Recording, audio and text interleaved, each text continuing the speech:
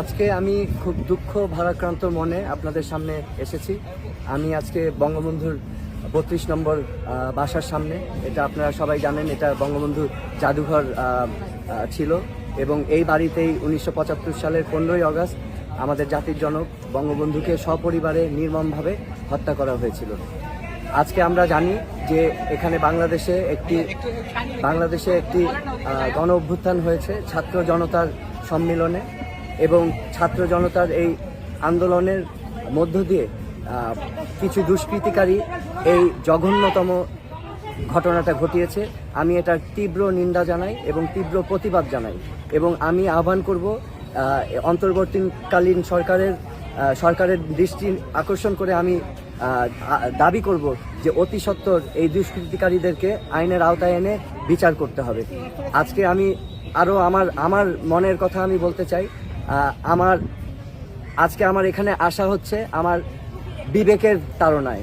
আমি এমন একজন ব্যক্তি, আমি আমার বিবেককে দিয়ে আমি পরিচালিত হই। আমি অন্যায়ের বিরুদ্ধে প্রতিবাদ করি, আমি যতটুকু পারি আমি আমার অবস্থান থেকে করি।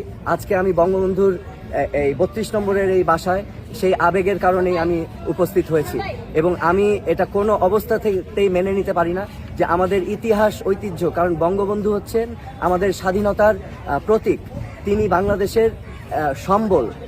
আমাদের বঙ্গবন্ধুকে ইতিহাসের আলোকে এবং মোড়কে আমাদের প্রিজার্ভ করে দেওয়া।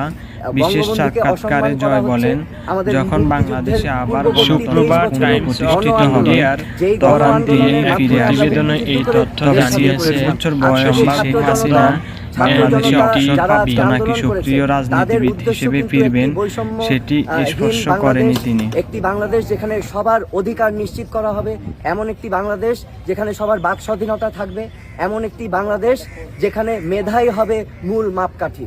তো আমাদের মুক্তিযুদ্ধের চেতনাই কিন্তু সেই চেতনা, কিন্তু দুর্ভাগ্য আমরা এই আদর্শটাকে বাস্তবায়ন করতে পারিনি বাংলাদেশে এই পর্যন্ত। তো আজকে ছাত্র জনতা সেই উদ্দেশ্য নিয়েই কিন্তু আজকে রাজপথে নেমেছিল।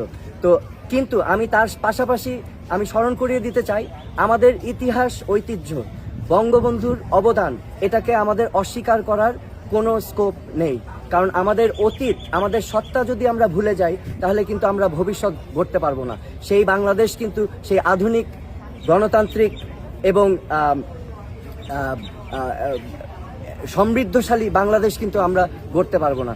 বঙ্গবন্ধুকে এবং যারা আমাদের স্বাধীনতা সংগ্রামের অবদান রেখেছে, আমি বিশ্বাস করি সকলের অবদানকে আমাদের নতুন প্রজন্মের কাছে তুলে ধরা আবশ্যক।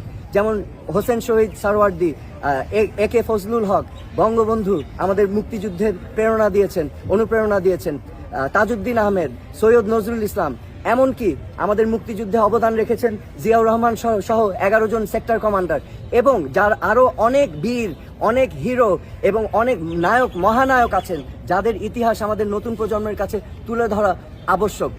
আমি মনে করি এই চরিত্রদেরকে নিয়ে রাজনীতি করা ঠিক হবে না।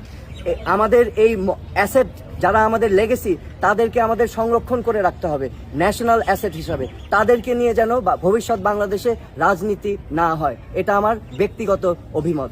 আজকে আমি আমাদের ছাত্রছাত্রী ভাই বোনদেরকে আন্তরিকভাবে ধন্যবাদ জানাচ্ছি। তারা এই মিউজিয়াম, বঙ্গবন্ধুর মিউজিয়াম, বাসভবন, এটাকে তারা সংরক্ষণ, ক্লিন আপ করছেন, পরিষ্কার পরিচ্ছন্ন করছেন যতটুকু তারা পেরেছেন। কারণ দুর্বৃত্তরা, আমি আবার বলছি, এই ঘটনা ঘটিয়েছেন কিছু সংখ্যক দুর্বৃত্তরা এই ঘটনাটা ঘটিয়েছে, এবং আমি তাদেরকে স্বাগত জানাই। তারা চেষ্টা করেছেন যে এখানে সার্বিকভাবে ক্লিন আপ করার জন্য এবং সংরক্ষণ করার জন্য।